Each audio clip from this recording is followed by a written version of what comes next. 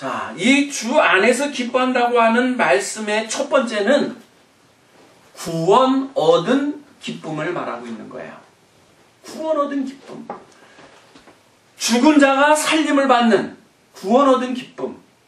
이 얼마 전에 한국의 천안함이 원인 모르는 사고로 침몰했어요. 100여 명이 타고 있었는데 46명이 실종되거나 사망했고 나머지 50여 명은 아주 기적적으로 구조가 돼서 살아나왔어요. 죽음의 사선에서 건져냄을 받았다는 것, 그 기쁨 이상의 기쁨은 없죠. 비할 게 없는 기쁨이에요. 우리가 죄로 말미암아 이미 죽었어요. 영적으로 죽었어요. 그런데 예수 그리스도로 말미암아 예수님을 믿음으로 그 죽음에서 건짐을 받아가지고 영적인 생명을 얻었다고 하는 그 구원의 기쁨이 내 안에 살아있는 동안은 절대적인 기쁨을 갖게 된다는 사실이에요.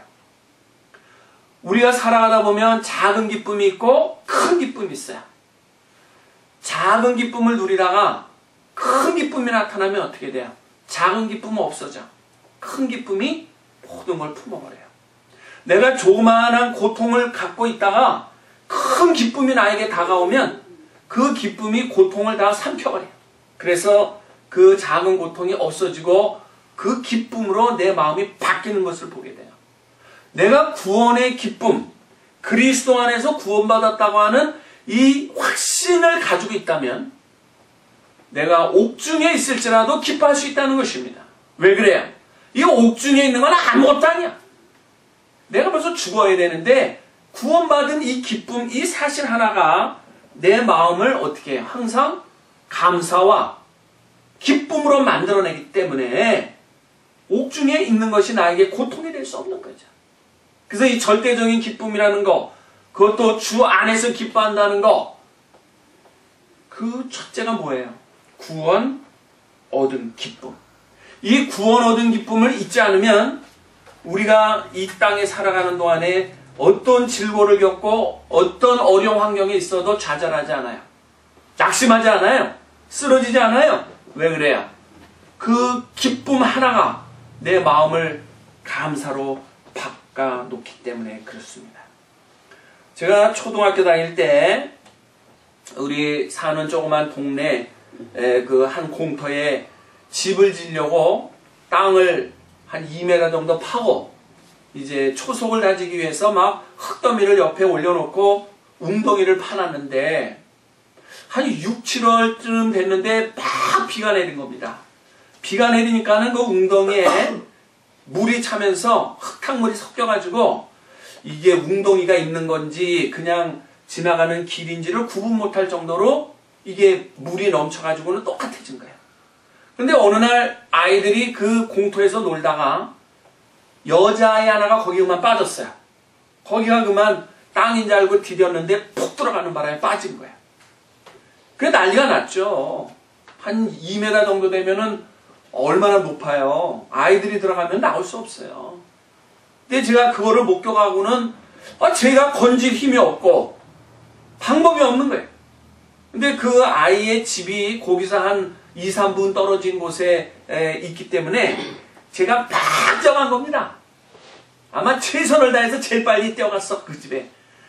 그래가지고 그 아이의 이름을 불러가면서 순이 어머니 지금 순이가 저기 웅덩이에 빠졌어요.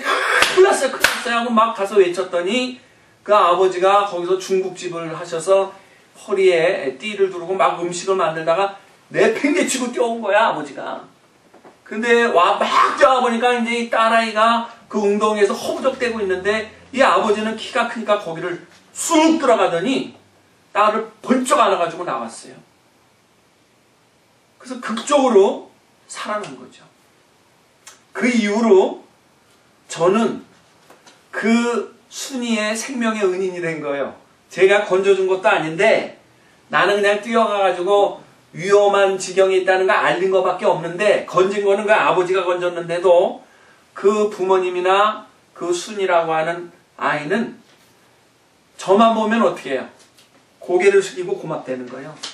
그래서 제가 말썽을 피는 일이 있어도 괜찮아. 우리 아이를 건져내는데 1등 공신이야. 그 집에만 가면 뭐 우동도 공짜로 주고 짜장도 맛있게 해서 그냥 먹으라 그러고 얼마나 혜택을 많이 받았는지 몰라요. 어떻게 보면은 내가 구원한 것도 아니요, 내가 건져낸 것도 아닌데도 불구하고 죽어야 되는 생명이 살려냄을 받는 곳에 일조했다는 이유로 저는 환대를 받았어요. 하물며 우리가 죄의 삭스로 죽었어요. 허물로 죽었어요. 근데 예수 그리스도의 보혈로 다시 영적으로 살림을 받고 구원을 얻었다는 기쁨은 이건 절대적인 기쁨이요. 이건 어디에 비할 데 할 수 없는 큰 기쁨이에요. 그렇기 때문에 주 안에서 항상 기뻐하라. 이 말은 뭐예요? 절대적인 기쁨으로 사는 것. 이것이 우리 삶의 목표가 되어야 된다는 것입니다. 또한 이 주 안에서 기뻐하라는 말의 두 번째는 뭘까요? 주님이 항상 나와 동행하신다는 사실을 기억하라는 것이죠. 주님이 나와 동행하면 거기에 항상 기쁨이 있어요. 나를 보호해 주시는 분, 나를 사랑해 주시는 분, 언제나 나를 지켜주시는 그분이 동행한다는 사실을 믿고 나가면 주님 안에서, 성령 안에서, 말씀 안에서 우리는 감사하고 우리는 항상 기뻐할 수 있는 거예요. 그래서 이 사도 바울은 로마서 8장 35절에 누가 우리를 그리스도의 사랑에서 끊으리요? 나와 예수님과의 사랑을 누가 끊겠느냐? 아무도 끊을 수 없다. 마치 부모님과 자식 간의 사랑을 누가 끊어요? 아무도 끊을 수 없어요. 칼로 끊으려고 끊어지는 게 아니죠. 아무리 중상모략을 한다고 끊어지는 게 아니죠.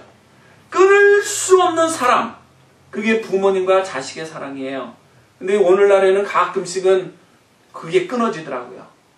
자식이 배은망덕해서 부모님을 불효하다가 나중에 뭐 부모님을 욕되게 하는 경우도 있고, 또는 부모님이 자식을 미워해가지고 싸움을 하다가 또 집안이 풍지박산나는 경우도 있죠. 그러나 그리스도의 사랑과 구속의 은혜는 끊을 수가 없다.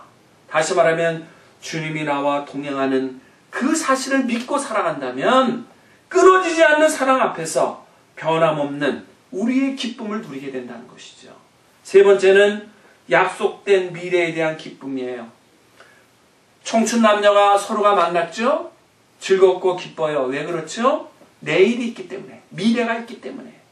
우리가 대학을 다니고 졸업을 한 다음에 좋은 직장에 다니다가 이제 결혼을 해가지고 아이를 갖고 예쁜 집을 마련하고 미래의 꿈의 나라를 만들어가기 위해서 희망을 갖고 나가기 때문에 젊은 연인들이 항상 어때요? 기뻐하고 즐거워하는 것처럼 그리스도 안에 있는 자는 저 천국이 나를 기다리고 있고 그분을 믿고 나가는 자는 이미 천국을 소유했다는 사실 앞에 약속된 미래에 대한 그 확신 때문에 기뻐할 수 있다는 것입니다. 내가 지금 몸이 좀 아파요. 내가 지금 생활적으로 어려워요. 내가 여러 가지 힘든 일들이 자꾸 반복이 될 수도 있어요. 그러나 약속된 미래, 주님이 나와 함께 하심으로 천국으로 인도하시고 천국 안에서도 아름다운 영광된 자리에 앉게 한다는 그 사실을 바라볼 때 우리 안에는 기쁨이 넘칠 수밖에 없어요. 그래서 스테반 집사님은 어땠어요? 복음을 전하다가 오해를 받고 능욕을 당해서 돌로 맞아가지고 막 죽임을 당하는 상황에서도 얼굴이 환하게 빛이 났다 그랬어요. 그 이유는 뭘까요? 주님을 위해서 복음 전하다가 내가 지금 돌에 맞아서 죽어가지만 나에게는 약속된 미래가 있기 때문에 죽음 앞에서도 두려워하지 않고 죽음 앞에서도 굴욕적인 태도, 비겁한 태도를 보이지 않고 오히려 기쁨으로 주님의 나라로 들어갔던 스테반 집사님의 모습을 기억할 수가 있습니다. 그리고 마지막 네 번째입니다. 주 안에서 기뻐한다는 것은 그리스도를 위하여 수고하는 것이 바로 기쁨이 된다는 것입니다.